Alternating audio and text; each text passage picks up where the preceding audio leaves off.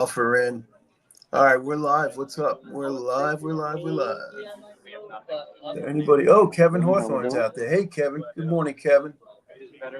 Scotty Aquati was in here before. Not nobody yet. So we'll see. We'll just wait until people pop in. I see we got two people in here now. Nobody's made themselves present yet.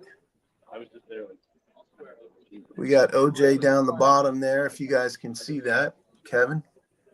Thought it would have been that way last week with the 4th of July and everything that everybody'd still be sleeping in. Yeah. People are up, I guess. It's just a matter of who I don't even know. Maybe somebody else is live right now. And um, looks like we got people coming in, though. We got four people in here now. So,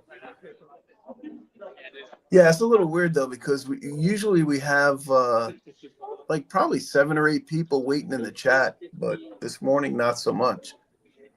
A little slow in the beginning. Maybe they're on a bus or in a car on their way here. Oh, that could be.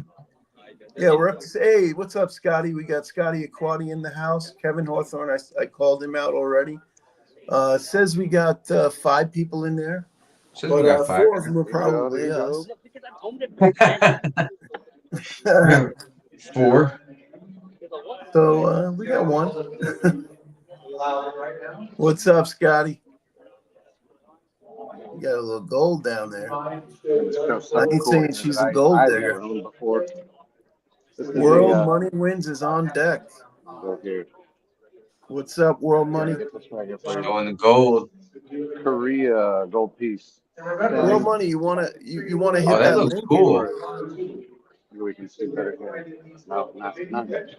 That's a 1 ounce? Damn, that thing's cool. What is it? Is that? Oh, that's the one you showed me the other day. It's That's the Korean, right? Korean gold 1 ounce called a Yeah. Zen or Sen Taurus. It's a little series that they made that's really neat and pretty. I don't know how well it's coming through because I'm got you on a little small screen, but Hold on, let me Make fluff you up. them big. What are you doing? There you go. You Oh, still got wow. that? You still got that Australian 1 ounce one, so you could show the size difference on I that. do have a kangaroo. Yeah, Sold side a by couple and bought side, a couple, it's but an I do have one left again. amazing Cool. I difference just side love by this side. piece. Yeah, it's a nice That is piece. cool. That holds a premium, I I'm wish sure, I had too. an extra couple grand laying around doing nothing but burning a hole in my pocket. Damn. Got A lot of some junk 90. silver, a lot of are those bags of 90% right there? 90 ester, 90, sorry, some half ounce, some 10 ounce, and what little 1 ounce. This thing was packed to the glass the other day. We sold a bunch here. Been a great show. Yeah, so that's great, man. So now, when you say you sold a bunch, is that to the public or is it to other dealers or a mixture? All the above, but primarily to the public here so far. A lot of numismatics and collector coins going to dealers. A lot of the bullion going to the public, which has been a natural shift lately. A lot of people are selling down, especially the lower end of their numismatic stuff. So to anybody who's watching live, here is the show. A little bit slow starting here, trying to get above everybody's faces so nobody gets upset here. So what time is the show's from like 10 a.m. to 10 is a.m. it Yeah, start at 10 a.m.? opening right now, but we're just getting a few trickles of the first people coming in. You probably can't see it down the way there in the middle of the entry there, but some people already left. We got the Mint over here in the corner, CAC, PMG, MGC, and PCGS is down the way there somewhere. No, they're on the other side actually. Now that I think about it. So now you were saying before we came on that this is a little bit smaller than the one in January. Yeah, the January show here is the biggest show in the world. By a large margin. There's some ANA shows that get pretty big. There's the Long Beach and Baltimore used to be extremely large shows. Those have dropped off a little bit, but this show here in January, I mean, you get people coming from all over the world. We were set up here a couple of years ago, and some people behind us were dealing in strictly, what is it, some kind of like Norwegian paper money or something. And I thought, how could they afford the trip and the hotel and the rental car and food and all this, yada, yada, yada, all the overhead, the table. And they had a line to them all day, every day, because they were kind of a unique, you know, group for this room. So it was interesting. It was interesting for sure. Heard they're not doing the Long Beach show anymore, right? It's a yes and no. There is a show there, but it's not under the same management and so on and so on. So we're gonna kind of have to see how that shakes out, to be honest. I haven't done it in years and years, so I really don't know the deep skinny in and out on that, but I'll find out and get back to you guys on a later date about that one. That was because of the tax purposes. Is that what it was? The taxes, the Well, they California were, taxes? yeah, a lot of people pulled out of that one because of the sales tax issues. They were having a real hard time getting licenses to do sales tax for short-term, temporary. I guess authorities were going around and really hammering down on people that were skirting the edges of charging the sales tax and stuff like that. So and I guess they have a state income tax there or something like that. I don't even know, but I am not qualified to talk about this topic. Well, that's stupid and short-sighted of California, but that's typical of California. So Yeah. business unfriendly. Meanwhile, the lot of show probably brought $10 million into Long Beach. Oh yeah, easily. Yeah, What do that's they do typical as far as California.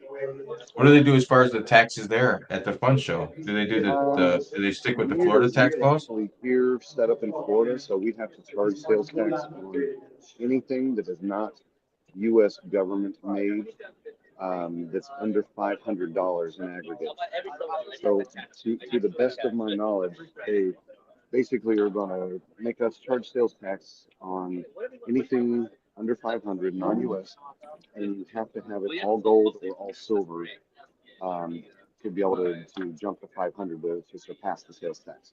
Otherwise, 7%. And I generally tell my people, most institutional investors want to, be 12 and 15% per year. So paying 7% in one day is not a real good idea. So I saw in the comments, World Money Wins said he sees some vintage bars. You got some vintage bars in there? Oh, there's a few, yeah. I don't know how well you can see, but some goodies in here. Some old MTRs. Those were a non-starter for a while. Oh, this is all upside down, you guys. I'm sorry.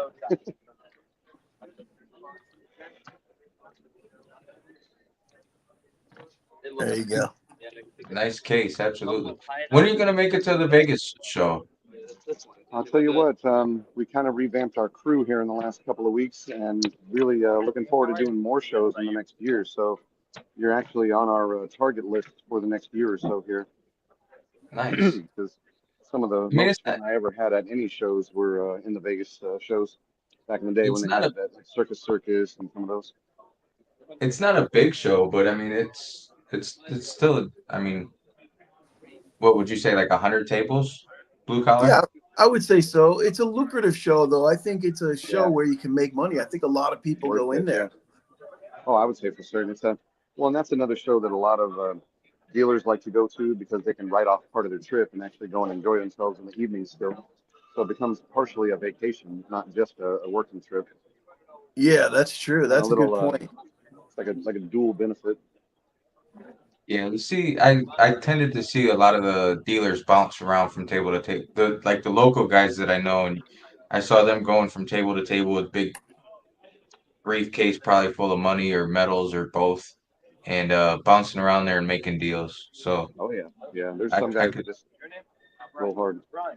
I could see, like you said, it would be a good write off and a good little excursion for the people. Yeah, and I mean some of the high rollers that go into the casinos and stuff, they win a bunch of money. They'll come over to the coin shows and convert it into a bunch of gold to carry it home easier or something like that. I mean, you never know, or just stack it away. If they're smart, yep. Yeah, it happens. Who's going to be a little bit of traffic starting to trickle in. It's just warming up a little bit. Still early, and this is the first day of the weekend, so a lot of people coming in the show today not able to come in this during the week, so they're going to be coming in just on the Saturday here. Yeah. Most shows nowadays are not doing a Sunday. Most shows just not doing Sunday at all.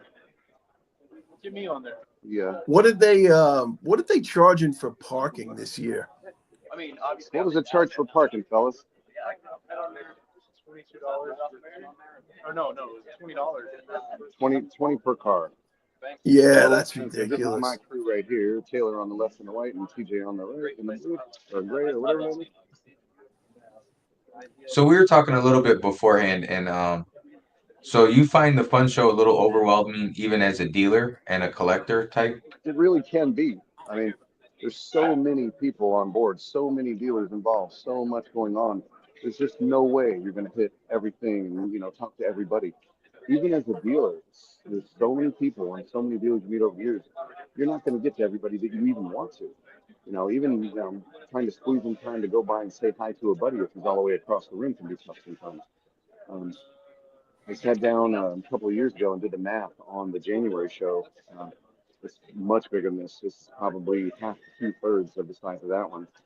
I would say there's like 400 to 600 tables there, probably more like 6 to 1,000 at the other, or something like that. But we did the math, and if you wanted to go to every single table just during public hours, you had 34 seconds per table. Kind of if you're looking for something real specific in that big of a room, you gotta go table to table. Like, do you have this? Do you have this? Do you have this? Do you have this? So yeah, I mean, it can be just covering the ground can be overwhelming, but you see some of the most exciting things ever. And it's like us in the shop, and we see the run of the mill crud all the time. Just random little wheat pennies and worn down buffalo nickel commendation, things like that. But here it's like the first guy that sat down with me to sell me stuff with the first box I looked at. It was like, oh, I'm home again. Real coins. How nice. Yeah, no, I was like blown away when I went there. I was there for 2 days in January, 2 full days. And, because I would stop back, I'd come back to your table and then, go to other places. But you couldn't cover the whole thing. It was too much. It's almost impossible. Let's see if we can walk down a little bit here while we're. How many days is the show? It's 3 days. Started Wednesday to dealers.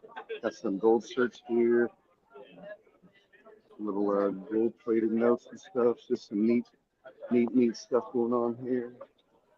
Here's I'm going to do a flyby on the Mint website maybe.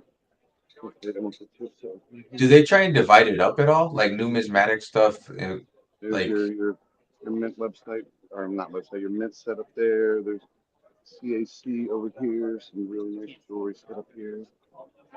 Yeah. Getting some, Could have bad saved looks. about $100 in shipping cost. There's CAC there. PMG and NGC over there. that First Mint isn't there, are they? Lazy Good bastard. question. That one I'm not sure of. I haven't been over the whole floor. I can tell you that. I've probably only covered about a third to a half of it myself. And this is, final day for us. This is our little setup here. Just on a corner table. We were sharing the right side of the table here with my folks who left this morning. So Oh, yeah, they took off. Yeah. They're big wholesalers for a lot of years in the industry as well. I started with them in roughly 2004, 2005. I went from part-time with them to full-time in 05. So what is your take on this whole the price movement right now? So I haven't had a chance to sit and read a whole lot this week as to what and why, but I think a lot of the volatility is going to be driven by your standard economics, politics, that sort of thing.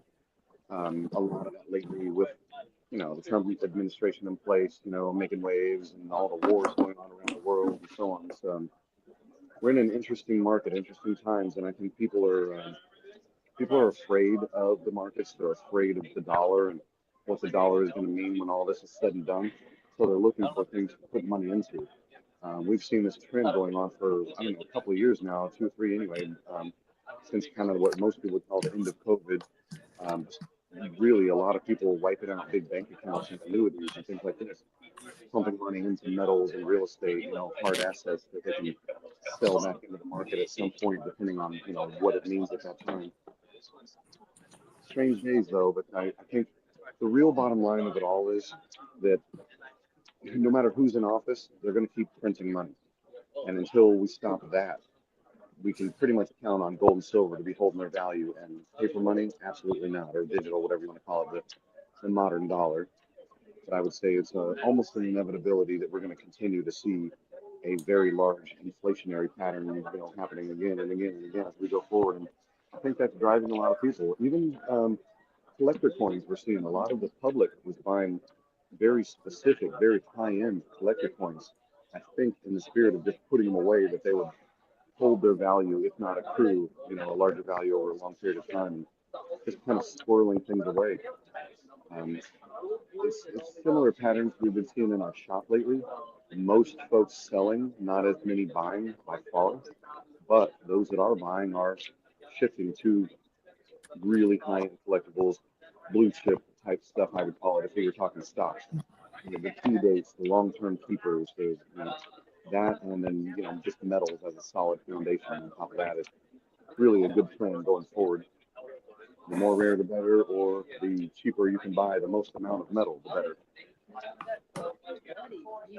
Now, do you have a lot of people picking up 90% with all that stuff going on? Yeah, and it's 90% is something that we recommend to a lot of our guys because of the 500 line for the sales tax in Florida. We have a lot of our guys we recommend, if you're going to just do a few ounces, stick with the Eagles, because per ounce, like, well, for the last couple of weeks, I know it's up again now, but just as a reference, the last couple of weeks, we were selling our generics and foreign governments for 37 an ounce on silver and 39 an ounce on Eagles. And if you were under 500, if you wanted to buy one Eagle, it was 39. One generic with the sales tax ended up being 39.59. So you're actually better off to buy the premium ounce because of the sales tax unless you've got over the line. But I definitely recommend people do mostly generics, try to stay over the 500, at least if you're in Florida. But it's always a good idea to have a little bit of 90%, especially the smaller pieces like the dimes and quarters. They become the change. If we go into a zero-sum situation and have to use metal as money again at some point, like the Civil War days or earlier times in human history or whatever, you're going to want small pieces that you can break down and make change with. If you walk in and try to spend an ounce of gold, for a loaf of bread, they're going to laugh you out of the room, or they're definitely not going to have change for you in some cases. So interesting times we're living in, but gold is the real money, gold and silver are the real money, and dollars are just someone's IOU. Yeah, Yeah, for sure. Fly around here real quick to show what's going on, and again give a state of the affair here without being too many faces involved and too many dirty looks. Now I think I saw Salivate Metals was talking the big price hike yesterday was because Trump wants to put a big tariff on copper. Yes. So then people are Yeah. afraid that they're going to start doing the same thing to silver. Right. Well, anybody that's afraid of the tariffs, afraid of the landslide of the dollar and so on, but it's definitely going to be a factor. And yeah, I think that's probably the biggest factor for the last couple of days here. And you're going to see that more and more and more. It's saber rattling. It's a marketing, I don't want to say ploy, but in a way, they are going to put information out into the media and the public and whatnot to suit their own needs as the government and drive the markets whichever direction they want to. But we're all left with the fallout and how it shakes out from there as extra fees, extra costs. This happened when they first started talking about the tariffs too. We really started the motor running at that time. I think that's the thing that started really heating up silver because it was flat for a year and a half. COVID way down to $12 and was back up to that 28.32 range and just seemed to be, holding in that pocket, just back and forth, back and forth, back and forth. But once we broke over 32 and just really started running, there's a lot of people that think 40 is going to be, before the end of this next week. And if it is, then man, it's going to start moving a lot faster than I thought. So we'll see. kind of have a prediction end of next year to be probably a 50 to 65 on silver and more like a 42 to 4,800 on gold. Maybe more like a 38 to 42, but we'll see. If it keeps running the way it is, then it's going to be no problem to go to the upper levels. But it's real money. This is the silver quarter still buys you a gallon of gas, like it did in 1964. So, I mean, roughly, depending on where you are in the world today. But it's, metal is a commodity, certain ones more rare than others, and it's holding their value. And the dollar is printed and printed and printed. It's just going to continue to dwindle down. And I think you're going to see more and more people as we start to explore like cryptocurrencies and metals as an option, and more states are picking up, or opening up for metal as money again at some point in the future. Once we get a system worked out of weights and measures and all that. But, I mean, you're going to see more and more people look for an alternative to the dollar. The more and more they fear the solvency of our government and its currency. Yeah, they all hope that the government's going to quit printing money, but like you said, that's never going to happen. I think that was the biggest rift anyway. I would say between Elon Musk and Trump. Is going to be your, he thought that he was going to come in and with the Doge cut a bunch of cash, and that they were going to, quell the printing bill, or at least most of it. And, you still got to pay the bills, you still got to pay the mortgage, still got to pay the credit cards, even if you have to take a loan and pay interest against it. And that seems to be the American way for a long time now, and that's the biggest problem. That's what we got to get away from. Yeah, people aren't afraid to go into debt. That's for sure. Yeah, and it's sad. I mean, it really is. Most people that are living in high volume debt like that, or paying high credit card interest, their dollar really isn't even a dollar. When they get done with it, it's 65 to 85 cents, depending on how much interest you're paying. Which, I mean, that's not a good way to get ahead in my book. No, not at all. And they try and say like that Vegas is slow in the economy and this and that, but that's all horse shit too, because it's crazy out here. Yeah, people are still coming. It's probably not quite the volume, and I think same with us in the shop. More people are just hurting for money, and the economy is beating people down a little bit, and more people selling than buying from us for quite a while now. But and that's going to change. There's ups and downs and everything, but I think people were just scared coming out of the last administration in the White House for certain, and really just trying to figure out how to position themselves and lay a little better foundation to move forward. So, Guys, OJ, probably got to wrap up and get out here. Hit me with any questions you have. I got about 5 more minutes, but I got a client walking up with an appointment, so gonna have to. yeah, no off worries, shortly. man. You do what you got to do. I was going to say, recently we've seen gold go flat and we've seen silver taken off, right? So the ratio has tightened up quite a bit from, I think, a peak of about 107. Now we're about 87. So where do you see that going? Where do you see that ratio ending up? That's usually a sign that we're kind of coming into the final stretch of the run of gold and silver. Probably another year and a half, if I had to guess. I really think we're going to see some fireworks in the economy and in the administration right before the midterm elections next November. Probably going to be probably going to see silver pick up more and more. Silver tighten up, and gold maybe back off just a little bit, at least as far as the percentage growth. If you look at the 2008 through 2011, silver went up percentage-wise much more than gold overall, from about $22 an ounce up to almost 50, whereas gold was sitting like 1,200 and went up to about 1,900. So I think silver has a lot more running room than gold does right now. Gold seems to be bouncing off its all-time highs lately, or setting new records, every few weeks or a month or two. So I think we're sitting somewhere around, 95 or 96% of the all-time high on gold as we speak, and something like 68 or 70% of all-time high on silver. So I'm parking money for a while. I'm looking for, a 30% growth, not a 4% growth, if you get my drift. Yeah, definitely.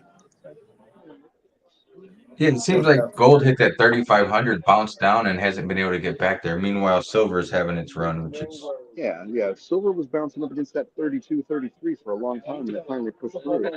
And you're going to see gold probably push up a little bit more, especially as this administration unfolds, and you see some of the fallout from that, and different little panics and black swan events pop up, around the world, and little Yeah. wars or battles pop up and go away here and there. It's going to, drive some volatility, and you're going to see some up and down. But the best thing I can tell you is buy the dips. Buy quantity if you can. Look for discounts.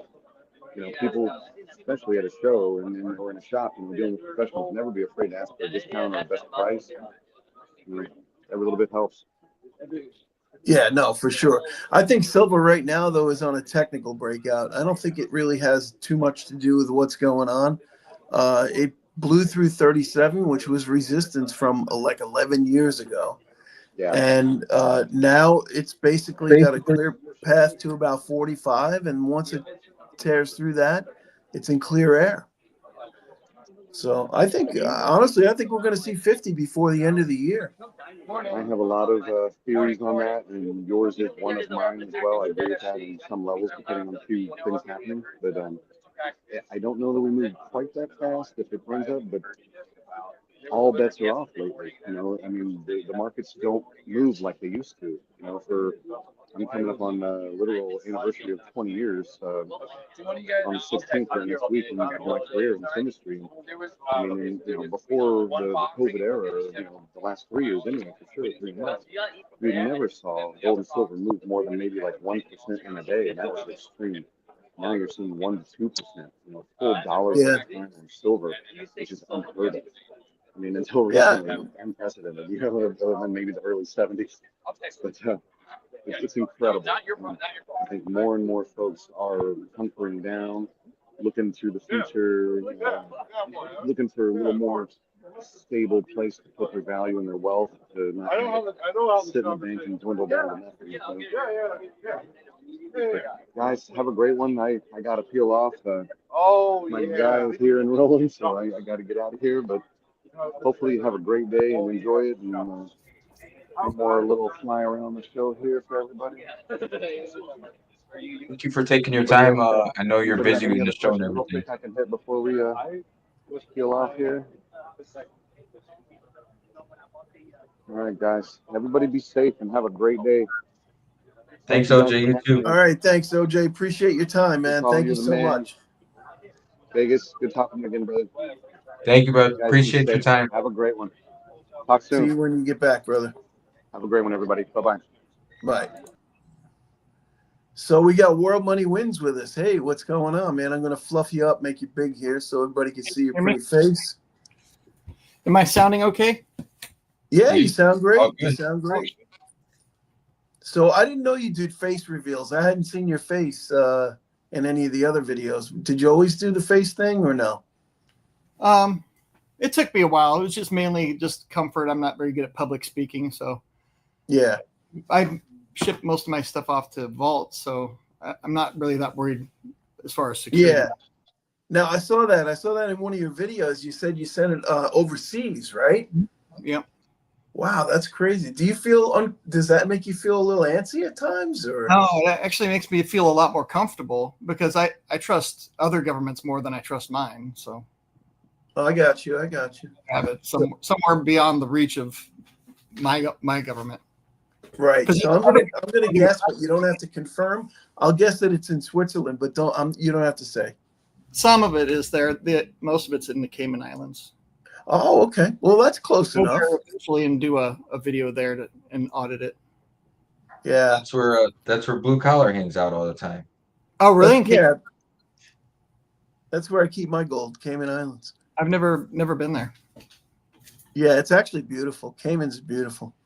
No, I was only kidding. I don't keep my gold there, but it is a beautiful island, gorgeous place. Yeah, I've been to Jamaica, but never Cayman. Yeah. I'm waiting for hurricane season to be over so I can go there. I was too late this year. Yeah, I mean, the only time I've ever been there is on cruise ships. I never flew in there and stayed for a week. Yeah, But yeah, we've been there several times on cruise ships, and it's just a nice island. Yeah. Looks like we got So some people popped in. We got Emerald Coast, Silver Cigars, Humble Stacker. What's up, Humble? Silver Cigars. B. Taylor said he had to go back to work from What? break. Alaskan Assassin Adventure. B. Taylor can't leave. Oh, yeah, he'll be back. B Don't worry. Taylor's he's so active, man. I don't know how you find time to work, B Taylor. We got 3D Woodworks. What's going on? Mike Martin's in here. Scotty Aquati. I always want to say Squatty Aquati. Scotty Aquati. What's And up, of course, Scotty? World Money Wins. Nice. Side the Hey, Sound Man. What's going on? From what's the happening, Si? UK. I was telling people I was going to be on Vegas Stackers channel because I thought the stream was Yeah, on. we saw that. Maybe that's Yeah. why everybody was over waiting on your channel. I deleted that post, put a new one up. We rotate. We like to share. Like 1 week, one Monday and Saturday, Blue Collar will do it, and then one Saturday and Monday I'll do it. So we rotate it between the channels. Makes it, equals it out a little bit. Yeah. So what's new in your world? Just working like crazy. Stacking Yeah, up. I was watching your gold 12-month gold stacking video just earlier today. Oh yeah. Yeah, Was how it the you- recap thing? I'm sorry. Was it the recap that showed the results of? It was, yeah. Wow. And it showed how you're just as good buying a 1 grammer versus, or you're better off buying 1 grammer whenever you can versus saving up for a 1 ounce. Yeah, it triggers the guys that are against the 1 gram golders. Yeah, I got no problem with 1 gram. Definitely not. I hate them. I used to think it was foolish to buy them. Yeah, well, I could see that in a depreciating market, like when gold was going down for a while. Yeah. Or in a steady flat market, if the premiums are up, I could see that logic. But with an appreciating market, the way it's been, you're better off getting that gold in your hand, And obviously, you proved it out. So Yeah, it's handy in a bull market. In a bear market, it's a little bit different, but you're still getting rid of the dollars, which those are guaranteed to go down. So that's a great point. Yeah, you can risk it with gold, or you can take the guarantee of losing money or losing value. yeah. That's a great point. And a lot of people don't look at it that way.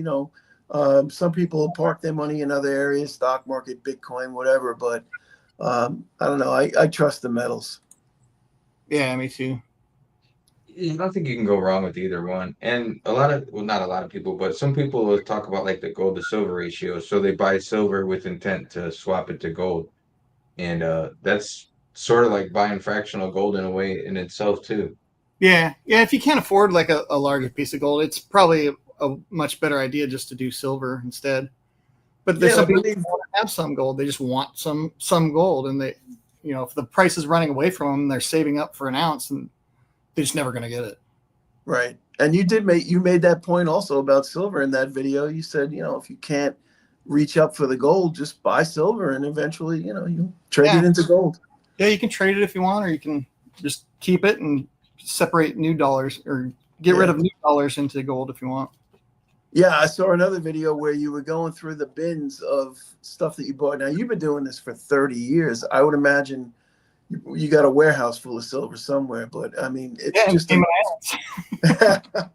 Now, that's the thing, though. Did you convert it to gold before you sent it over there? Or no, the silver I keep in vaults that are closer, but the gold I sent off to Cayman and Switzerland.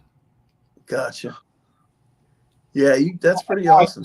I before I started the channel, I sent off most of what I had. I actually did a video showing a bunch of the gold coins that I was sending off. And then after I sent them off, then I released the video showing what I was sending off, because I didn't want to send it off and then have it get lost in the mail and then go, right. Come on. Man. That was a scary package to deliver, by the way. I would imagine. I feel bad sending 20 Morgans in to be graded. I'm like, oh shit, what happens? Yeah, but it's just, I can imagine sending all that gold. They were good at they did the label and the insurance and everything. Now, who did it for you? I'm sorry, the bank that you sent it to, the vault company? Yeah, SWP, Strategic Wealth Preservation in Cayman Islands.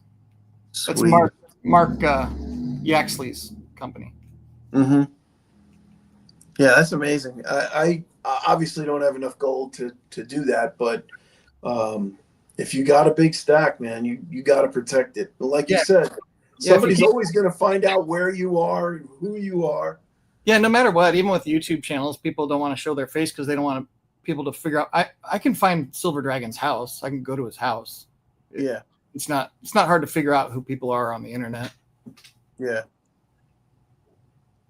And so you got to make sure you protect it with hardware. exactly. It's got to stack brass and lead as well. Yeah. So somebody says they wanted to know, what would you say is the respectable amount of interest that your metal makes sitting overseas? I don't know. Interest? You mean just appreciation? I don't loan it out to gain interest. Yeah, I'm guessing they were trying to say that interest wise, but I don't think.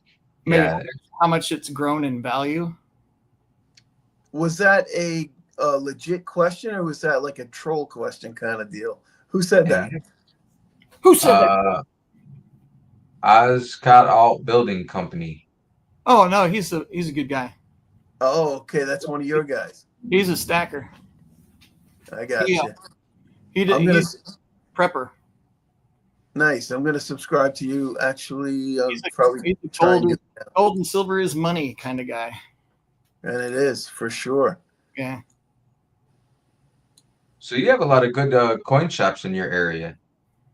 Well, I got to drive to them. One of them's all the way on the other side of town, and it's almost faster to drive to Lansing to get to the one in Lansing. But it takes like an hour to get there, maybe 45 minutes or so. So it's not really in my neighborhood. You've been to Casper's before, right? Which one? In Casper's in South Bend. I thought you've been to that one. I No. went to one in when I went to Chicago to meet up with the Economic Ninja. I stopped at one there and I did a video from the hotel room of the stuff I got. I can't remember the name of the coin shop though. There's I like Casper's in South Bend. It's on the way to Chicago, and then there's one in Valparaiso that I like. It would have been right off the freeway because I didn't want to do a big long detour. I can't remember if it was. So you Casper's talk- might not be far off I-80, but I don't know about the rest of them. Topo Chico, sponsor my channel, please.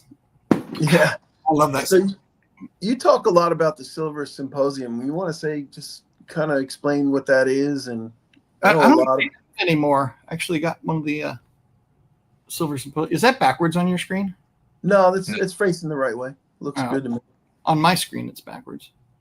This is the one from 2023. That's the one you went at in Vegas with LBS. Yeah, he's got one of these also. These are the Nice. ones they just give away those things on the when you show up, just kind of a door prize. So what is it? It's a convention, more or less, of Yeah. silver manufacturers. Is that what it is? Yeah, it's there's some mints there, a lot of mining companies. It's basically where you can actually talk to the CEOs of these mining companies and ask them what the heck they're doing, and they'll show you the drill results. They'll actually bring core samples of drill results and things like that. Oh, nice. So it's I get kind of much- a technical look at what's going on. Now, do you have to have certain credentials to be there, or is it open to the public? Anybody can go. Really? Huh. Do they still hold that anywhere? I don't know, 'cause I don't know if they're still having it because there was some weirdness going on with it with one of the main guys there. I can't remember what was going on, but I think Weirdness? No, there's no weirdness in this world. it was some crypto weirdness. I think the government didn't like this guy because he was a crypto billionaire, so they were messing with him. I don't know the whole story. Just that's like a rumor. Oh, I got you. So it did did they have one in 2024 though? Yeah, I don't- know you. I think the one in Vegas was the last one they did. Oh, wow. I didn't get any notification of a new one because I've gone every year pretty much. Right. Huh. You were out here not too long ago, right? Was it for a skateboard convention or something? Oh yeah, I went to Vegas for the eSkateCon, the electric skateboard convention. Nice. were So riding- you're a skateboarder aficionado, or you sell them, or what do you do? No, I've always ridden skateboards. I'm Generation X, so my generation invented skateboarding pretty much. Pretty much, yeah. Huh. I think you were rolling around down Fremont area. Yeah, yeah. Until the police told me to knock it off. I guess you're not supposed to ride skateboards down Fremont. I guess. No. It was like 3:30 in the morning, so I figured nobody'd be out. But I guess since Yeah. except the cops. This city Yeah, doesn't like. Yeah, it's a 24-hour city. They were nice about it though. Yeah, they'll be nice. I mean, they'll be nice the first time, and Vegas cops are nice, but if you're not nice to them, they're not gonna be nice to you. They put up with a lot of shit, that's for sure. Yeah, I bet. I can't imagine what they have to deal with. They Humble prob- Stacker, thanks for stopping in. Says he has to get back to work. I saw Coin Sense and Nonsense stopped in. Nice. Sorcerer Stan stopped in. Southeast Stacker. I think I just did. You just. I think Southeast was just at the coin show. Was that the fun show? I don't think he went this year. Am I mistaken? I just saw him live yesterday. I don't think he was going this year. I could be He wrong. just he just did a premiere, fun show or huge coin show tips Oh, okay, maybe. Yeah. from the Southeast Stacker. Oh no, you didn't go. So is that an old video? Yeah, it must have been just a what to do when you go there type video because I'm pretty sure in his live he said he wasn't going. Oh, okay. Yeah, he says no. Stack Attacker Wager stopped in. What did he say here? He So he's says, getting ready "What's for up, guys? Getting ready for work. How come everybody's working on a Saturday, man? This shit is un-American, dude. You got to take weekends off." I mean, I say not that, every- but I work 7 days a week, so yeah, Not everybody can live on a cruise ship. well, hey. I got my you can see my wife, she's out and about on the ship right now. She's doing remote ship cam for me right now. Because all I got is my little aliens and 3D printed doohickeys that I have with me. Couple of more one Morgan and a peace dollar. That's all You I got have. all your ducks in a row. All my ducks are in a row, yeah. So, are there any coin shops or any coin shows back that way that you make it to? World Money Wins? there's one in Grand Rapids. I'm trying to think. There was one in Kalamazoo, where I did an interview with Vintage Varieties. He's a vintage silver dealer, where he only does vintage stuff. You can't buy generic buffaloes from him. Mm-hmm. All his stuff is high value stuff. I did 2 interviews with him. It was pretty nice. He gave me a Halloween one of those Peanuts rounds in the yellow assay cards because he knows I'm a Halloween fanatic. Mm-hmm. I gotta see if there's any coin shows when I'm back there in a couple weeks. Where are you going? I do like a couple days in Michigan City. I'm not sure if you're familiar with there, and then a couple days in the South Bend area. Oh, okay. I grew up back that way, so I make it there once a year to visit with family. Yeah, I need But to yeah, hit up a coin shop down there while you're here. there's Casper Coins is in South Bend that I go to every year, and then the Vault, which is in Valparaiso, I go to every year. Yeah, the one I went to was in a small town. It was like right downtown, Old Town, on a corner. Was it in a strip mall? No, it was in an old, ancient building, probably an old bank. I think it was a stone building, but it was in a small town down by where Michigan and Illinois and Indiana, somewhere right in there. That might have been. Would have been right off the freeway where going, around the bottom of the Lake Were you Michigan. on I-80? Yeah, whichever one goes around the bottom there. Let me see if I can figure out. Be Which either I-80 or 94. Yeah, I know. don't even know. The last time I went through there, I don't think 94 existed, right? 94 used to go, does that go to Minneapolis or something? It goes probably like all the way like to Detroit around the bottom of the lake. Oh, okay. Yeah, I know what you're talking about. Because, yeah, it must have been I-90 that I was traveling on. Probably 80, 90, 94. Same Yeah. shit. I think I took 94 all the way around. I wonder. Huh. That might not be a coin shop I've been to then. Because I know the one in Valparaiso is a newer building. The one in Chesterton is in a strip mall, and then the one in South Bend is off I-80 maybe, but it's near Notre Dame, not far from Notre Dame. But that's not really a small. That's sort of small city. Find that video that I did because it probably has it in there. I was just looking for. So what do you think of the silver price? What do you think? Is it we in for a big breakout here or what? Well, it went kind of ballistic yesterday, didn't it? It did, yeah. We broke out past 37 right into 38s. Yeah. Yeah, and 37 was like the big threshold. So if it comes back down, I would imagine, and retests it, I would think that would be support and it'd be going much higher. Right. Yeah. They say the next resistance is a mid 40s, but it's not a very big resistance there. And then from there, it's just straight up. I mean, it could actually go pretty high. We'll see. I mean, it's been held back for a long time, you know. It's in a kind of a channel right now, and I think if it breaks out, the channel's top channel is probably around 40. Yeah. I was just watching one of Salivate's one of his videos yesterday, and he said he thinks it's going to take a little bit of a pullback. Yeah, it's got to pull back eventually. I'm just not sure when. When and where? Yeah, it's weird because the price of the dollar is going up as well. It's like normally people associate those as being inverse correlated. There just seems to be like can't figure out the bottom right now. It's at an interesting point. Yeah, I even took out a long position on UUP on the dollar because it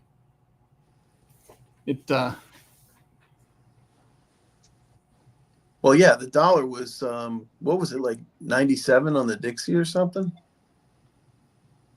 It was pretty low for a little bit there. I'm not sure. It popped above the 9-day moving average, and I was like, well, I'll just buy a short or a long position for like a week or so. Yeah, it's like 97.86 on the DXY. Yeah, yeah. Pretty much a mirror of the UUP. Yeah. And really, like those indices are just comparisons to other fiat currencies, right? So when you look at the dollar versus gold and the dollar versus silver, the dollar's been going straight down since 33? Or 71 is the big where it really kind of blasted off. Yeah, it started tanking. I mean, it's lost like 90% of its value, I think, since then. Yeah, Or maybe not 90, maybe about 70. But since our currency was truly tied to gold back in the 30s. Yeah, I think there's 3 cents left in our dollar. Yeah, if we're lucky. It's amazing. What are you guys doing? Are you guys still buying and stacking? Yeah, or are you definitely. I got no choice. I mean, what are we going to do, right? What are we going to do? Like you said, we're not going to hoard paper money. Yeah. Yeah, for sure. I'm buying. I'm just, picking my poison. I've been buying a lot of 90% because the premium is almost non-existent or negative. Yeah. It's always good to take advantage of that kind of stuff. Sometimes the premiums are high on it. Like back in 2021, was it? The premiums were like higher than American Silver Eagles. They were massive on 90% silver. Yeah, I'm kind of counting on that happening again. I hope. I would imagine it doesn't seem to be there's not more of it coming to market. It's a limited supply. Right, and they're melting a lot of it right now, so that's going to help. That's going to help going forward. That's why I think any stacker right now should be leaning heavy into the 90%. That's just my opinion. Yeah, I like to have everything, any kind. It's Yeah, good to have variety. Oh yeah. Yeah, I'm a I little light still on. can't get into the 90% shit. I don't know. My Morgans, that's my 90% stack. Which is fine. But then Morgan seemed to carry a little bit more numismatically. The other 90% is just considered, weight. So Yeah. for the most part. Yeah, and even aren't the premiums on Morgans way down now too? They are. They just did drop again. Yeah. You can pretty much pick up Cole Morgan's for melt price. Yeah, it'd be crazy not to stack up on those. Absolutely. Yeah, Kansas Kid has been hitting the Morgans. He gets them close as he can to melt. I picked up a bunch, but I also sold a bunch of them too. So I'll sell my kidney first, I guess. yeah. Well, you know what it is. I do a little bit of whatnot sales. Yeah. I buy stuff in order to sell it specifically. So a lot of the stuff I do buy, I buy with the intention of selling it. So it's not always easy to let it go, but you know, you got to do what you got to do. If I can make a profit on it one way or another, I'm going to do it. Is there a good enough margin on that? There is certain products you have good margin, other products not so much. So that's the thing now. I'm just kind of getting it dialed into where I know what makes money, and then I'm going to scale it up from there. Because Whatnot's going to send in a 1099 on you, aren't they? So for sure. Yeah, they will. You have your cost basis. Do you save all the receipts for your cost basis and then your profits so you're only paying taxes on the right. Exactly. Profit. Yeah, you have to. Yeah. The best way to do that, I've found, is to use one checkbook for buying and one checkbook for all your money going out, and same checkbook for all your money coming in. So that it's basically just money in, money out, you know? Oh, so you have a separate account just for the Whatnot stuff? Correct. Yeah. Oh, that's good. That way it makes it easier to track. It does. So, and at the end of the year, whatever you got in your bank account, you know, you just basically, like I said, you know, deposits minus checks. I'm not paying any of my bills out of there. So yeah. once you clear the year, then you can take a distribution at the end of the year. And, you know, it's already money paid, taxes are paid, take a distribution, start a new year, you know? And do you do expenses out of that too? Because you've got shipping costs and stuff like that. Absolutely. Yeah. You can do all your expenses, your gray sheet, your, you know, anything related to coins. I'm trying to think of what else. You got the gray sheet, you got the cost of, there's a couple of subscriptions, CapCut for video, that kind of stuff. Because you're doing like even your YouTube, you know, you use your YouTube to promote it. So you can write some of those expenses off too. Yeah. Did you form an LLC? Because I think if you have an LLC, you can have some flow through expenses going in there too to offset some of your regular income. I'm not a CPA, by the way. I don't know I have to pay somebody to do that stuff. Yeah. Yeah. I've got a couple of other things other interests that I have plenty of deductions in, let's put it that way. So this is just a little side gig for me. I'm not anticipating making any big money, but yeah, it's been pretty cool so far. I enjoy it. Yeah, it makes it easier, like you said, with the separate account. And I think Humble Stacker said he does that too. I need to do that, but I need to do that. So OZALT says he's calling $40 by next Friday. And I don't see that's not impossible. I mean, we're only $1.60 away now, right? In a video earlier this summer, I said I called $40 by July 4th. So obviously I was off on that. But I said 40 by July 4th, 50 by the end of the year, gold silver ratio in the 70s. That was my call. You're not far off. The gold to silver ratio is getting back down there, but yeah, that's in the 87s right now. So yeah, it's definitely adjusting. It's definitely going to keep going down too. Silver's going to outperform for the next 6 months, I think. Looks like Ozark Building Co. was asking about how much the account gain in dollars for the Caribbean, so the vaulted holdings overseas, and I think it's probably 40%. It's gone up quite a bit because I can't remember what gold was when I sent it off, probably like $1,800. Mm-hmm. So whatever. And some of the stuff, I mean, some of the stuff was old that I'd owned for quite a while.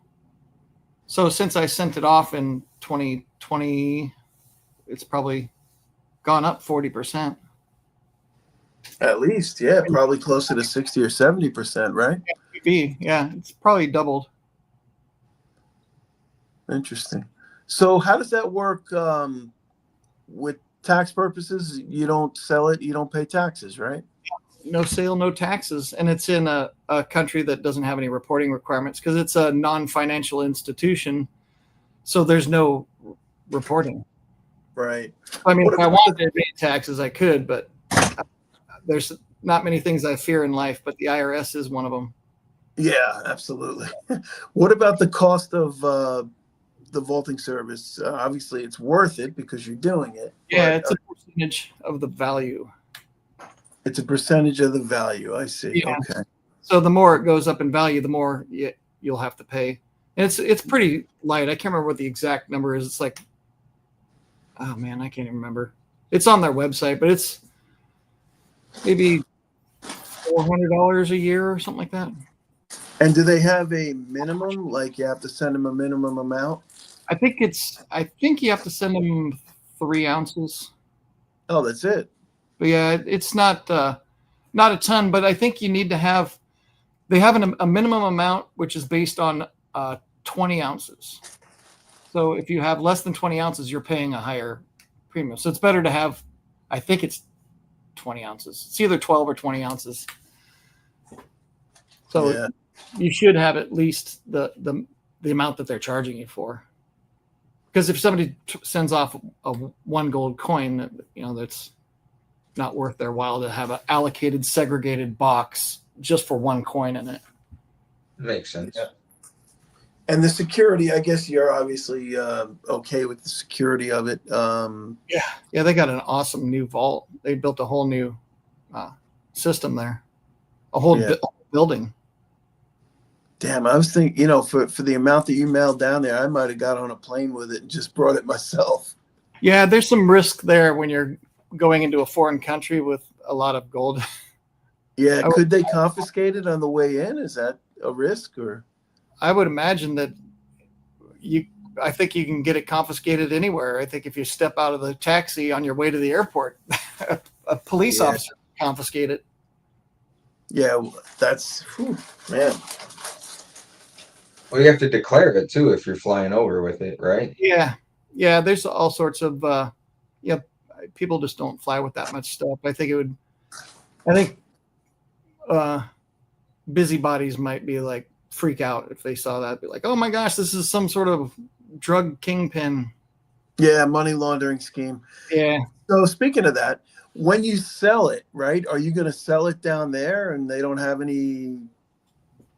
I'll probably. You don't have to implicate yourself in any crimes or anything. I'll probably never sell it. I'll probably just, if I need money from it, I'll take out a loan against it. Because if you sell it, then you got to pay capital gains tax. Right. But if you take out a loan against it and use that money to, like buy property or something like that, you can write off the interest of the loan and still keep the gold. Yeah, makes sense. Yeah. So that's, we talk about in the precious metals community being our own bank. That's literally being your own bank, giving a loan to yourself. Yeah, no, that makes a lot of sense. Yeah. I mean, you do the same thing with real estate, right? Mm-hmm. Buy a big piece of real estate and just take loans and don't pay any taxes. That's what the top 1% do. Yeah. For sure. Yeah, if you can work it that way, nothing wrong with that. Yeah, and that's what the silver's for. So like if you want to go to the, into town and just stop by the coin shop and sell 5 ounces for cash, then go do your shopping. Is that JM bar that you showed the other day in your video? Yeah, I didn't know if it was vintage or not because it had a little so a little yellow spot in the plastic. Yeah, it had a yellow spot, so it looked kind of like the wrapping was old, but Silver Bar Stacker and everybody else said, no, these are modern ones made by Asahi. Yeah. But I thought it was cool. 5 ounces is my favorite size of silver, so couldn't beat the price spot. Yeah, I love 5 ounce bars. You're a 5 ounce guy, right, Vegas? Yeah. What do you got there in front of you? That's 1776, but I do have 5 ounces, one of my favorite sizes. I should have got one of my 1776 bar out. I didn't know you were going to have it on camera. I would have brought mine out. It's been sitting out since 4th of July. You got it. No, Yeah, that thing, those are killer. I was so glad to get one of those. I think they might still have them, don't they? last I checked their website, they're out of stock on the 17-ounce ones, but they just started doing their 10-ounce ones. Yeah. I think. Yeah, I bet it's going to be tough to find one of those too, because when they came out and when you bought yours, I was like on the website just about to pull the trigger, and I was like, I'm not going to spend that much. You know, It was I wish when I I had, first got it. actually. It was pricey though. Yeah, they were. Yeah. They had a big premium on them, I think it was about a $5 premium, if I'm not mistaken. something like that. It was the spendy bar.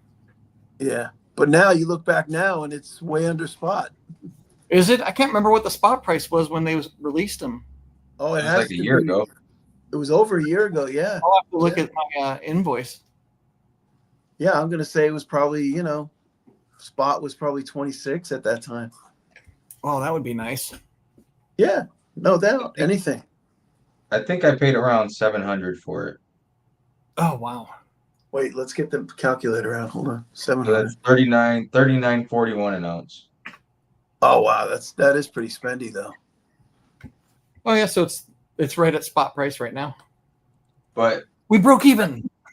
hey, it's a piece that I'm not looking to sell right now anyway. So Those are collectible things. Yeah. yeah, they're sold out on their website right now. Well, it says coming soon. How can it be coming soon when it was a limited mintage? Hey, maybe they didn't run the full run of them though. That's what 'cause there's not- I was thinking that they weren't that popular and they probably didn't mint all of them at once because I think they were minting them to order. what was your No. serial? I What's your I serial saw number on yours? I Sorry. saw a whole stack of them. Yeah, I bet you did. Yeah. Oh, really? A 1,776 of them? Well, I don't know how many there were there, but there was a lot. Or like a big, it could have been 1,000 or whatever.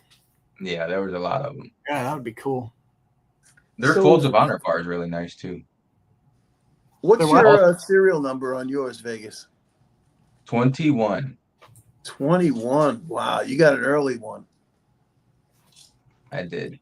I can't remember what my serial number was. 21 is early. So I would be curious if they only if they only minted like 5 or 1,000 of them, and they were just waiting to see how they sold, and then maybe they still got more, and that they can still do. That would be pretty cool. But goddamn, that thing would be probably $1,000 now. On their website, it says $861, but it's sold out, so I don't know. And then it says coming soon, so I don't know what they're So 861, what would that be per ounce, right? That would be divided by 17.76. I'm doing my mouse, so I'm a little slow with the calculator here. Oh, geez, that's like $48.50 an ounce. yeah. Yeah, so I that's know like all their stuff holds a premium anyway. yeah, that's a big $10 premium right there, though. Where is it? Their 10-ounce bar. Their 10-ounce bar, they want $4.35, so they're charging $4.35, so that's $5, Oh. yeah. $5 over right there too. Yeah. You're Yeah, trying they to got some nice. It is definitely nice stuff, though. Got to try and find it secondary market, but it's not. There's not that much of it. My bar is number 13. Oh, sweet! I had to go look at the video. Wow, 13, like the 13 original colonies. There you go. Or unlucky 13. Yeah, I prefer to think of it as the 13 original colonies. That's better. Yeah, that's the Yeah, you way. gotta think a little positive on it. Heck yeah. Uh, I said, hey, send me bar number 1. yeah, I wonder where that went. Probably Right in on the seat. Keith Neumeyer's desk, probably. Probably. It's That's at great. Corey's. Holy smokes. Their 5-ounce bars are $3 over. Oh, is it? I just emailed them, I think yesterday, to see if they're going to have a sale anytime soon. Haven't heard back yet. They're Yeah, slow to respond. I actually bought stock in the company just to get the little discount, but Yeah. the stock's actually up though, so I'm not complaining. Yeah, I need to buy Maybe- some First Mining stock. They're a gold company. Yeah, First Majestic. Yeah. That's Well, what I. there's one called First Mining Gold. Oh, okay. That is that a branch of their company too? Yeah, yeah. I owned that and I sold it. Went way the heck up, and I sold it, and now it looks like it's setting up for another swing trade. So I might just buy it back. Mm. They have some other interesting pieces on their website. They just came out with their Vegas round. Yeah, And I want one of those. I haven't heard back from Alex on that neither. Alex was supposed to get me one of them. Maybe they'll send some out to us. I have to reach out to him. Did you get one of the Folds of Honor World Money or? No, Yeah, that's a nice piece, man. I really like that one. I need to That go- bar is cool. I like that's one of my favorites too. Let's see. You know what it is though? I've been getting so damn cheap lately. I don't want to pay any premium. Yeah, that's why I am too. Yeah, I'm just like, you know what? If the spot price is high enough, I just try and find stuff below spot or at spot. Yeah, that last time they had their that sale, it was the cheapest. I think it was about 50 cents over spot when they had their sale last time. Yeah, They had that's some actually good sales. very reasonable. So I'm kind of hoping they have a sale again. That's when I bought like a whole bunch of the 5-ounce bars Mm-hmm. because it was all the same price. If 1 ounce, 5 ounce, 10 ounce, kilo, they were all the same price. Oh, that looks killer. That's the Folds of Honor. Yeah, it's nice. The 1776 is way nicer though. Looking It's at it. it's cool. Just holding it is cool. Just the weight that it has is nice. Yeah. Yeah, that's the way I feel about kilo bars. That's what I was saying to Silver State Stacker. They have, we got the 250 anniversary of the country coming up next year. They should do like either a 250 gram bar or 1,776 grams, which would be, I think, 57 ounces. That would be a fat bar. That would be a big bar. Yeah, 1,776 grams. That would be amazing. You can't count on U.S. Mint to do anything cool. What's that in here? 100. Never mind. I was thinking 17 grams. 17.7. So I think I figured it out. It's like 57 ounces, 1,776 grams. So it'll be like 1.75 kilos. Yeah, that would be a monster. That one you'd have to take out a loan against when it comes time to Tell use me money. about it. Yeah, Right. that had to be a 2,000 plus bar, I would think, around $2,000. Why couldn't they do $17.76? Yeah, like they'd be like a half ounce, a little bit over a half ounce. Like a penny a gram. By the time it comes around, you don't know what you don't know what an ounce is gonna cost. Yeah. Right. Might be $50 an ounce. There'll be some mints that'll do some cool stuff, I hope, for that. For the Can't 250. count on you can't count on the US Mint to do that, but Yeah, I don't buy from the U.S. Mint anymore. It's not since that 2021 Morgan fiasco. Yeah, what happened with that? I mean, those things are worth some money these days. Yeah, their website was crashing like crazy, and then my order got lost, and I said, "Well, just send new ones out." And they're like, "Well, we don't have any more. We'll refund you." And then the next month, they're like, "Here's some more." You put more on the website. And I'm like, well, you said you didn't have any more. Why didn't you just send me mine? They have crappy customer service, and they don't know what they're doing. So I'd rather buy it off eBay. Yeah, no, you're definitely better off. I get Yeah. anything US Mint, I get them right out of the coin shop. Yeah. I got pretty good deals on that kind of stuff because, when people come in to sell that stuff, they're not paying top dollar for it. So, They're paying a couple bucks under spot, probably. yeah, and that's the way it is. So you could sell it better off selling it by yourself on a secondary market, or on Whatnot or eBay, like you said. But if you go into a coin shop with it, you got to expect you're going to get taken to the cleaners. Yeah, I'm going to trade out of mine. I've got the whole set of the 2021s. That's the 100-year, whatever, when they started it. Yeah. So I've got whole sets of those, and I can't wait to get rid of them because I can't stand the U.S. Mint. Now, what did they made an uncirculated, a proof, and a reverse proof? Is that what they made, or? I think in 2021, I think they only had the BU ones. Oh, they didn't have proofs then? I don't think so. I don't think Yeah, I know proofs. in 23 they had all three. They had the That might have but I been didn't- the proofs. I can't remember because I never really got into the proof stuff because that was like super high premium, and I was already Yeah. paying like $85 for under an ounce with the BU version, and I only bought it as a little play anyway. Hey, maybe these will go up to $1 million, and I'll just sell them to somebody else that can't live without them. Yeah, exactly. And it's like now the whole thing with the privies, right? So I got an Eagle privy the other day, but it was my wife wanted on a wheel spin game on Whatnot, so she paid $20 for it and sold it to me for 20. So That was she nice made of me her. actually give her the money. I would too. You look at it and sold tea for 21. Yeah, she Oh yeah, wanted to make, probably could she wanted to make a profit on it. should have made a profit. She should have. She was a sucker. She took 20 for it. I'm, So you know, I I'm figured surprised I she made didn't. out pretty good. I got it for half price. I'm surprised she didn't. Be quiet, Vegas. Oh man.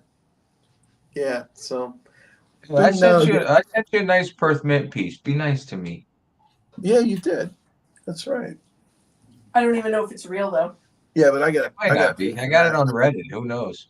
Yeah, I'm gonna take it to the coin shop. She's gonna have it tested. Actually, I sent you a package, World Money. Huh? I sent you a little package. I said put a little something extra in there for you, something that you had mentioned in the comments that you wanted something for your desk. Oh really? Yeah. So I sent you a little something for your desk. Oh sweet. I'll have to go down and check the PO box. Yeah, you probably won't get it till Monday though. It was something you saw in one of my videos that you said, "Oh, I don't have one of them." Oh yeah, I remember you sent me the email for my address, wasn't it? Yeah. Well, no, I got your address right off the channel, Yeah. but it was Needed to in. go to the PO box today, but I couldn't get up and go. Well, it's still early. What is it? It's only 8:15. You got all day. Really, it's late for me, pal. Oh, that's right. You worked all night. Sucker. Oh man, you graveyard shift. Yeah. Yeah, I he was works. gonna go. Normally, I go at like 5 in the morning on Saturdays, and I'll go get whatever's in there. But I was trying to take a nap today, and that didn't work either. So I should have just went. Yeah. Yeah, I always forget that you work in the middle of the night until I wake up in the middle of the night and I see you've been texting me all night. Oh Hey man. dude, you send texts at weird times too. So I'm not the only one. Oh no. I wake up, anytime I wake up, I look at my phone and if I see a text, I'll answer it, You'll send me a text. I'll be like, "What the hell are you doing awake?" Yeah, no, I have weird hours too. You know that. Yeah. I don't think sleep. either one of us- I don't sleep for 8 hours straight. It just never happens. Yeah, I can't remember the last time I slept for 8 hours. My life is full of naps. I take naps. Naps are good though. I like naps. Yeah, no, Oh. I'm a big Oh. proponent of naps. You like graveyard shift? It used to be better. It is what it is. It used to be better when this town was more of a 24-hour town. But ever since 2020, It's not so much a 24-hour town anymore as far as like stuff that we used to do. Like we used to be able to grocery shop at all times of the day. Yeah. So it wasn't bad when you get off work at 4 in the morning and you can go to the grocery store and you don't have to worry about people. But now grocery stores aren't 24 hours. Not all restaurants are 24 hours like they used to be. Just a lot of different stuff now. We used to be able to go get Korean barbecue at freaking 4 in the morning, grocery shop at 4 in the morning. But now nobody wants to work graveyard shifts, so that stuff is no longer that way. When I'm in Vegas, I go to Suncoast at 4 in the morning and get a pancake. Suncoast? I haven't been there in forever. They have Oh, Dupar's. that's way out there. They have the best pancakes in America. Oh, At really? Sun, you go all the way out to Suncoast for pancakes? Yep. Even if I'm staying on the strip at the Venetian or the Palazzo, I'll drive all the way out to Suncoast, eat breakfast, then drive back. Now, where is Suncoast in relation to the Strip? It's in Summerlin. That's It's 20 That's minutes. out there by like Sun City or like by Sun City Coins. That's like out that area. That's Oh, where okay. the cheerleading competition was. Oh, really? Out in I stayed there. where at Suncoast? Yeah. Summerlin? Oh, okay. They have friends in Summerlin, so they always when they come out they go to Summerlin to visit their friends. Yeah. Yeah, if you get a chance, go over there and try even if I'm not even a pancake guy, but I go there and have a pancake every time I'm in Vegas. Sometimes I'll eat Nice. there every morning. I How never often knew- do you get out to Vegas? I used to go every year, but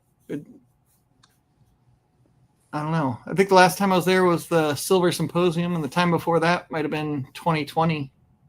Oh, 2020, that was a great time to be out here. Yeah. Oh yeah, 2020 ruined this town. yeah. That was the SHOT Show. I think it was in January or February. I can't remember. It's usually I think in January. Yeah. So that was the last time before the Silver Symposium. Oh, gotcha. SHOT Show is like the biggest gun show in the country. Yeah, it's a Okay. firearm show. Yeah. Or Where do like they a have- Where do industry they show. have that? Usually the Venetian. January. Yeah, it's at Or the, no, the convention center. yeah, the sands that's attached to the Venetian. Yeah. So I work with law enforcement, so I can get into that. Oh, okay. Then I usually just hang out in the law enforcement section because they have all the new products and stuff like that. Gotcha. I've never been, but I've heard it's a good time. Yeah, it's pretty fun. I used to go every year for probably 20 years. And I think in 2020 was the last year I went. Yeah, Is there's so everybody- many. Over Zoom now. Right? Oh, that's boring. Yeah. Well, the main shows can be kind of boring because it's mainly just a bunch of AR-15s. Yeah, true. This manufacturer makes AR-15s, and so does this one. It's just kind of boring. Mm. Yeah, you can only remake so much. Yeah. You go to the Daniel Defense booth, then the LMT booth, then the Colt booth, then the Bushmaster booth, and DPI. It's like they all run together after a while. You can only reinvent the wheel so many times before it's still just a wheel. Yeah. Yeah. Bottom Gun Bob entered the chat. What's up, I see Robert? that. What's up, Robert? Oh, I've So, been ignoring the chat today. Sorry, folks. It's been slow today. Yeah. At the Silver Symposium, I was just wondering. You said they give away free silver there, huh? Or Yeah. They used to. Yeah. Yeah, you got So a free app just for showing up. And then they had this bingo card that's got all the, like, I think it was 16 vendors on it. And if you go to each booth, and then they'll tell you about their company, and then they'll stamp it. And if you fill up the whole bingo card, then they used to give you like 5 ounces for it. Wow, that's The crazy. hell? Yeah, so I like one year, I think 2021, I left with like 10 or 11 ounces. Then I bought a 5-ounce silver bar from First Majestic for $120. Nice. It was one of their minted 5-ounce ones. It was really Yeah. no premium at all there. Wow, that's awesome. Yeah, I would be there every year too. Yeah, no shit. Why don't they have that anymore? I wish I knew about that then. I wasn't a stacker then. That would have been a good time to be a stacker. That's for sure. They used to have it in Coeur d'Alene, Idaho, also. Right. And who's up there? Is it Sunshine Mint's up there? Or? Yeah, a lot of the mines are up there, like Bunker Hill, and a lot of the mines for Sunshine, and there's like tons of silver mines in Idaho. Yeah.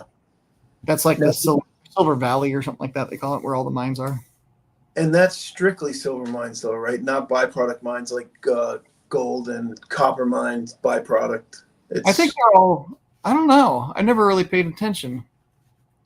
Yeah, because I thought there was some big veins of silver up that way where they had just like silver exclusively out of those mines, with some byproduct, of course, copper and gold, I'm sure. But silver was the main product coming out of them. I thought just First Majestic was like the only silver mining company, and that everybody else was silver as a byproduct. Isn't that what it is? You probably know better than me. I'm not sure. Well, First Majestic's a gold mining company too. They got gold mines in Canada, right? I'm not really sure. I thought they were a gold mining company as well. Oh, they definitely produce gold. There's no doubt about it. Yeah, I know they own a gold mining company, First Mining Gold. Yeah. I think they mine, don't they mine all their stuff in Mexico and Canada, though? They don't have any mines in the US as far as I know.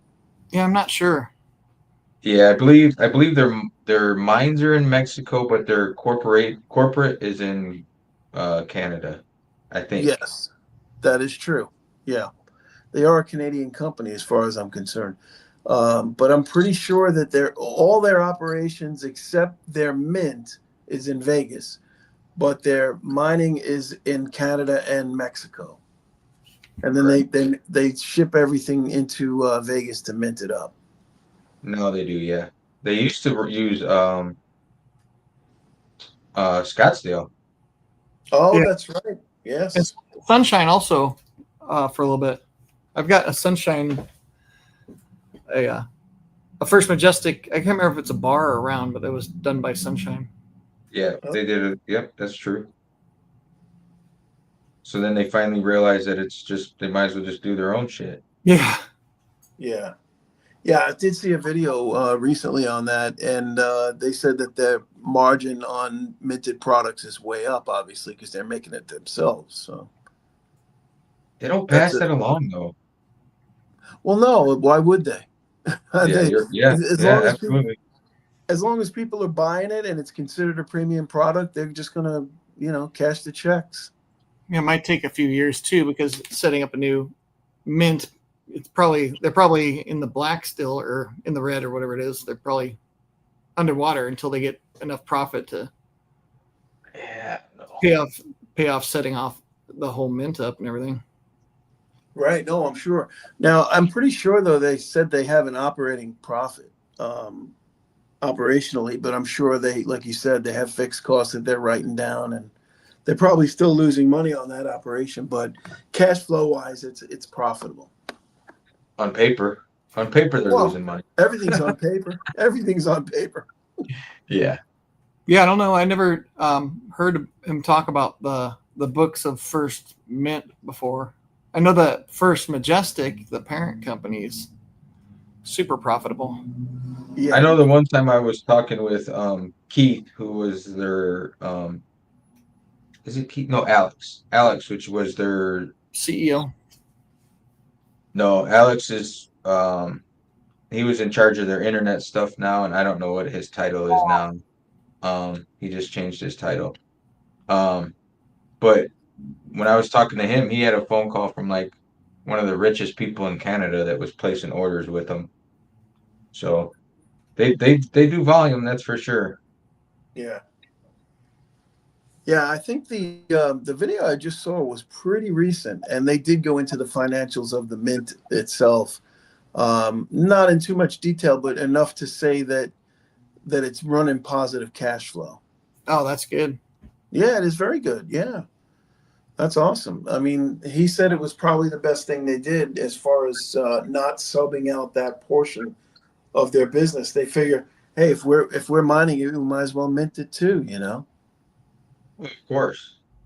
Yeah, it makes And, sense. You capture that whole extra, and then they can start getting into other products and stuff like that. Maybe turn into a Sunshine where they've got themed things and offer a bigger variety. It's a lot to expand on.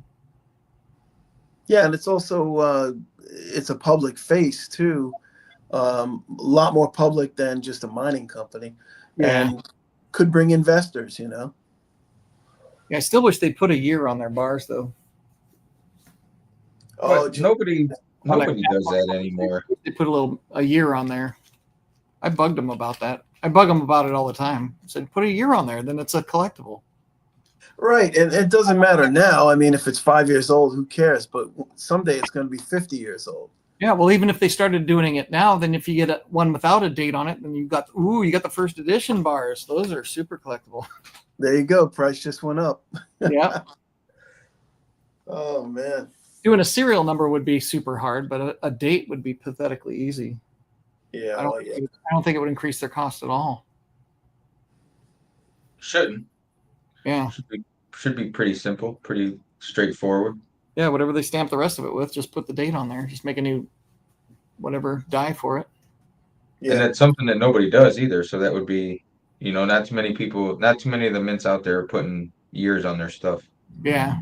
Yeah. Not for the newer stuff, for the older stuff. Yeah. But they had a lot of foresight, I guess, back then when they were making that stuff. Yeah, and that stuff's all collectible now. It is. Yeah. You can see a lot of stuff from 73, 74. A couple pieces here and there from 72. But the original mint's not making any more money off of it. No, that's true. They made their money. Yeah, Yeah. a lot of Yeah, why did they do that? Why do you think they did that? They put years on it back then, but they don't care about it now. It's interesting. I don't know.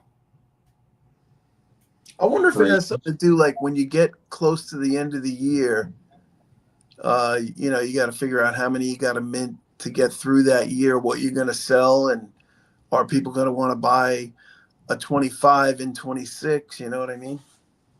I never really thought about it. I always thought that was like normal to have a year on it. Yeah. Scottsdale puts years on some of their stuff, right? I don't know. I don't remember seeing any with a year on it. Not sure about that. I'm looking it up. I'm on it. I'm on it. I was just So Googling it too. I don't think we asked this question, but what got you into stacking? You said you started in 95. Yeah. What got you into it? I think it's just my I was probably 11 years old when the big run up to $50 happened. Mm-hmm. And I remember my aunt told my mom, I remember them talking about it. And my aunt was like, I think silver's going to go to $400. And I was thinking, gosh, that's a lot of money I didn't really care, but it was like, how much is it now? It's like 50. Right. Like, I'd like to have $400. Sure. So it kind of just stuck in my head. And then I always got an American Silver Eagle in my stocking for Christmas since 1986. And we still had stockings even as adults. Like my mom, my kids. she would mail me as an adult. She would mail me my stocking That's funny. with candy in Did it. you have to send it back to her? Yeah. That's funny. Get it filled. Yeah, no, my kids range in age from my oldest will be 28 down to 22, and we still got stockings for them. They're always going to be your kids, right? Yeah. What the hell? I don't still have a stocking. I don't know. I'm never back that way, so I don't know.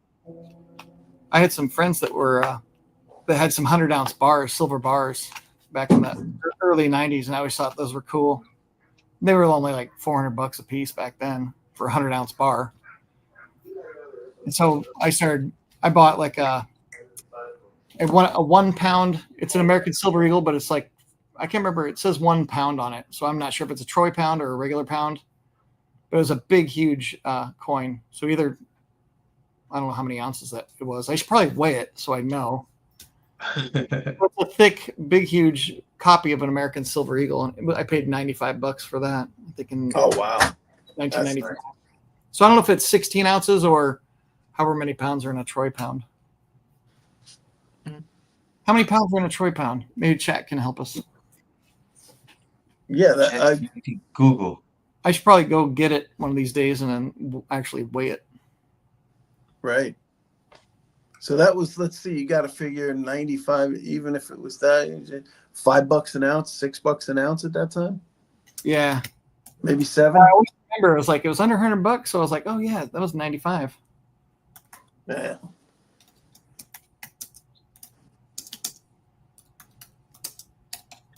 So 1 pound is 14.58333333 troy ounces. well, that's 1 pound, but there's such a thing as a troy pound, isn't there? Yeah, a troy pound consists of 12 troy ounces. That's what I thought. Yeah, 12, 16. The other was 12, right? So I paid either 5 or 8. I can't remember how much it ended up being. $5 or $8 an ounce. Nice. So you were stacking during the days when gold went down to like 280 in the 90s, right? I was mainly silver. Oh, at that point, yeah. Yeah, I didn't have any gold until well after 2000, after the millennium. I think I bought a 1 gram gold bar for $26. I remember 26 times 31.1. So that was when it was $800 an ounce, or that would be $800 an ounce. So it's probably $400 an ounce back then. Yeah. And I bought So, a half ounce gold Cougarand for $400. So the spot price was probably $600 or $700 then. Mm-hmm. So Gators Golden Coin says, listen to these geniuses trying to do math. Math is Right. Oh man. No need to do math. That's what calculators are for. yeah, no kidding. Right. Trust me, what's I up, see- Gator? I see grown adults count on their fingers every night. It's awesome. Oh yeah. Meanwhile, Two cards on the table. They can't figure out. They look at you like, huh? What do I have? I don't know. You tell I me. can count to 20 if my shoes are off. These people can't count to 20 with a calculator. But they know how to spend their money. Heck yeah, just tap your phone Lost against the, the thing, right? audio on the computer. Hey, I think maybe the stream just shut down on my computer here. Oh, there it is. It's back. It's back. Yeah, because I'm on cruise ship Wi-Fi right now, so it's like sketchy at best, you know. I'm surprised it lasted this long, honestly. I figured they would eventually throttle me out. Did you not pay up? No, we paid for the upgraded Wi-Fi, but that doesn't matter. There's only a certain amount of bandwidth on the ship. Right. But you know what they do though? They use Starlink. I was So going to it's say all- Starlink. That's what they Yeah. use on the airplane. Yeah. When we Yeah, went to when we flew to Hawaii, there was a Starlink on the plane. Yeah. Taylor's back. B No, that Taylor. Yeah, I Yeah, was surprised. On Hawaiian Air, they had Starlink. They're like, it was free internet. I was like, all right, cool. Yeah, that's Good deal. Hawaiian Air. Oh, that's right. They fly direct out of Vegas. That's right. You don't have to go to LA first, right? No, we flew on the way there. We flew right to Maui, and then Oh, to wow. Kauai, and then on the way back, we flew to Honolulu, and then flew straight to Vegas. Yeah, that's convenient. See, I could never do that. I would have to fly somewhere else from here. You have to Can't fly go- to Vegas. Well, could do that, but yeah, that's true. I Fly don't to know if Vegas Hawaiian for a day or Air- two, and then you just can't spend money while you're here because, well, Hawaii is just as expensive as everywhere else is, so it doesn't matter. Yeah. Isn't it like wildly more expensive there? No, No. I mean compared to Vegas, it's not any more expensive than Vegas. Oh, okay. I mean, I don't know. To me, it wasn't. Shit's expensive everywhere. Yeah, but you're Breakfast in there was Canada, the same as breakfast in Vegas. Dinner there was the same as dinner here, price wise, in my eyes, my experience anyway. Silver Yeah, Sleuth is there in Hawaii. yeah, the salutes in Hawaii. Heck yeah. There's a lot of stackers in Hawaii. Silver Bootsy, good morning, good morning. Bootsy's in here. Silver Silver Sleuth State. says he begs to differ. He said it must be much more expensive in Hawaii, he says. I don't know. Like gas might have been like maybe $1 more a gallon. High Desert says Vegas stacker is a high roller. Yeah, um, I like that. I mean, I don't know. Like if my wife and I get to go here or dinner here, it's like $100, and it was like $100 in Vegas or in Hawaii. So, Yeah, but um, it's hard to quantify that. Like when you're on vacation, you spend money that you definitely wouldn't spend at home. I don't. You know? you know my habits. I mean, like not like bad habits, but you know my eating habits. Like we don't hold back. Like when it comes to we're dinks. So I mean, it's different. Yeah, yeah. Well, no, for sure. And it's not like you go out to dinner every day, you know. We do So usually you get might as food. well enjoy it when you do go out. Yeah. I mean, we go to dinner in Vegas and spend fucking $180. So what the heck's the difference of spending $180 in Hawaii? Yeah, you can do that in Grand Rapids now. A better view. Grand Rapids is nice. Yeah, I yeah, used to go to Holland every yeah. once in a while, Grand which is right Rapids, there. kind of like Portland, Oregon used to be 30 years ago. Oh yeah. Yeah, because Portland used to be one of the nicest cities in the United States. What's up with it now? What is it? Just getting trashed from rioting and all that crap? I haven't been back there in a long time. I've got an office there, but I never go there because it breaks my heart to see that city turn into a dump. Yeah. It was Yeah, so it is. beautiful there.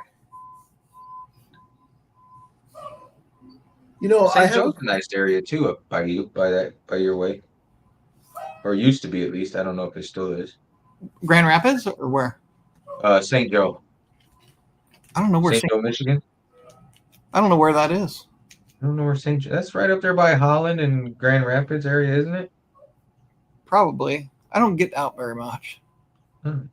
sounds like you, Vegas. Hey, I get out as least as possible. Hey, you got to go to work, right? Uh-oh. Guys, we might lose this stream because my computer just shut down. Uh-oh. I think they're throttling out my internet. Oh, really? Yeah, because I probably get a certain amount here. It says no internet connection. So we may drop out. It's on my phone right now. We're all three still in the stream, but it may drop out. I don't know. That's okay. I hate long goodbyes anyway. It'll Exactly. tell us when it's time to end. Yep, I could use get it. some sleep anyway. Yeah, I hear you. It could actually came back. It came back. So, I could use a nap. but yeah, I could definitely use. I want to get back to my vacation. So why don't we cut it off now? It's hour and 38 minutes, and get That's on long with enough our worrying lives. everybody this today. Yeah. Heck yeah. All right. Thanks for having me on, dude. Anytime you want to have me Yeah, on. man, we appreciate you coming in. Thank you so much for coming in. You got to talk Appreciate more you. about the skateboarding though next time. Heck yeah. I got a whole bunch of them right over there. Yeah, I want to know the history on that. You're a Gen Xer, so Yeah. Just never stopped. that's cool. Yeah, And that's a lot of people. They did stop. So to find a skateboarder in our age group, and I'm a little older than you, but it's probably not very common. I just cruise on it now. I don't do any tricks or anything because No. my body can't take it anymore. Well, now it's electronics or it's electric, so it's easier. Yeah, I mainly ride electric skateboards now just because I like the riding part's fun. The kicking is not as fun. Yeah, how do you control it? Do you control it with your feet, or is there a hand control? For There's this? a handheld remote control with a thumb wheel on it, like a RC car. Is it hardwired or is it battery like No, Wi-Fi? it's Bluetooth? Bluetooth or whatever. Now that is cool. Yeah, I was That's gonna say. really cool. Yeah, Sweet just hat shit. a little thumb wheel. So it's just basically you're riding on an RC car, basically. And what kind of speed can you attain on that? On my big one, the Ace Deck, it'll go probably 37 miles an hour. But So you could get hurt. You could get hurt at 37. Yeah. So that one I ride actually in traffic. So I'll stop at stoplights with a car in front of me, car behind me. If the car in front of me is too slow, I'll pass him. Wow, that's Nice. pretty cool. Yeah, it's kind of nice riding in traffic. It's kind of like riding a motorcycle without the motorcycle. And how long does the battery last? Can you go all day or? It'll go. Some of them. What the big one I have will go probably 28 miles range. Oh, So that's that'll pretty significant. Yeah. yeah, for riding around, it'll last a couple days as long as you're not on it all day long. I did a video riding around downtown Grand Rapids that I screwed up the sound on, but I just left it, rode around for an hour downtown. Nice. A little And- tour of the downtown. Yeah, I didn't even use half the battery. Nice. Hey, All right, Farmer, well, Farmer Stacker is in. He's one of my whatnot guys, one of my whatnot buddies. I bought some stuff from him. He bought some stuff from me. What's up, He's in Farmer? Mount Pleasant. What's up, Farmer Stacker from Mount Pleasant? Bada bing, bada boom. Oh, he's from up your way, right? He's in Southeast Michigan. Oh, okay. Is Awesome. that? Wait a minute. Is that? I'm thinking Mount Clemens. Never mind. Where the hell's Mount? I Pleasant? think he is from up that way. If I'm not mistaken, he's from Michigan. Mount Is Pleasant's he- up north Yeah. part. Yeah, it's in Michigan. Yeah. Yeah, that's up in the middle of the state. Yeah. Yeah. He's way north. And so that's a nice area, Mount Pleasant. It's just the southeast part of the state's not that cool. That's the metropolitan area, Detroit metropolitan area. Yeah, and all around there, like it's just flat and all the roads are straight, so it's kind of boring over there. Mm-hmm. Yeah, that's Michigan is one of the states. I don't think I've ever been to Michigan. Yeah, it's pretty diverse. As long as you avoid that little southeast section, then it's super gorgeous. The west side of Michigan is stunning. Yeah, UP. I've heard that's beautiful up there. The Upper Peninsula is like an outdoor paradise for people. Yeah, No skyscrapers up there, though. that's the part that was supposed to be Wisconsin, right? Yeah. You borrowed that from Wisconsin. Suckers. Suckers gave up the best part of the state. Heck yeah. Yeah, that's an amazing place up there. Yeah, Mackinac. That's a nice area. Yeah. Oh, is that where they make the cheese? Wisconsin. Oh, Wisconsin has the cheese. Yeah. They got I think cheese. everywhere. Anywhere where there's cows, there's cheese. Yeah, Michigan's got Pinconning, and then Wisconsin's got, I don't know where their cheese is, but Tillamook in Oregon, they make like some of the best cheese in America. That is great cheese. I'm a cheese aficionado. I like that cheese. Yeah, Tillamook's awesome. We used to go there, and you can go to the Tillamook Cheese Factory and do tours there. Yeah. Yeah, they make some good product for sure. Yep. All right, guys. I'm getting antsy. I think I'm going to start getting ready to head to lunch. Go take a Get swim. maybe- I might even actually leave the ship today. I don't know. We'll see. Either that or Good I'll luck. hang out by the pool. Maybe I'll go in the hot tub for a little while, hang out by the pool. I don't know. Rough Get life. a drink with an umbrella in it. Yeah, just try and live it up a little bit. Rough life you got. Yeah, have one for me too. I will. maybe two. There you go. All righty. right, guys. So Monday night we have Stacker Factor. Yep, Stacker We'll be Factor on on Monday Monday night. Following Saturday is I don't have my Stack calendar. Collector. The Stack Stack Collector Collector. will be next Saturday. A little crossover from the UK. Oh, that'll be fun. Yeah, that guy. Coming in all the way from the UK. So that'll be cool. Yeah. All right, everybody, enjoy your weekend, and we will talk at you Monday. Thank you, World Money Wins, for coming on. Greatly appreciate it. Yeah, thanks for having me on. Let me know. I'll come back anytime. All righty, thank Absolutely. you. Yeah, we'll definitely have you back. Give this chat a little shout out real quick. Farmer Stacker, thanks for showing up for Blue Collar. Silver Sleuth, mahalo. Bootsy, thanks for being here as always. B Taylor, always great to see you. You're working on your weekend. Silver State Stacker, surprised you're not working. Surprised you're not. Maybe you are. I don't know. Mr. and Mrs. West Texas Stacker, thank you for being here. High Desert Pioneer, what's happening up there planting and growing up there in northern Nevada, I should say. Bootsy, good to see you. Gators, Golden Coins, if you're still here, we need some help with some math if you're hanging out.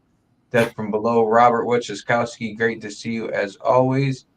A Zoc Alt Building Company, thanks for stopping in and hanging out with us. 3D Woodworks, and I think I went up far enough.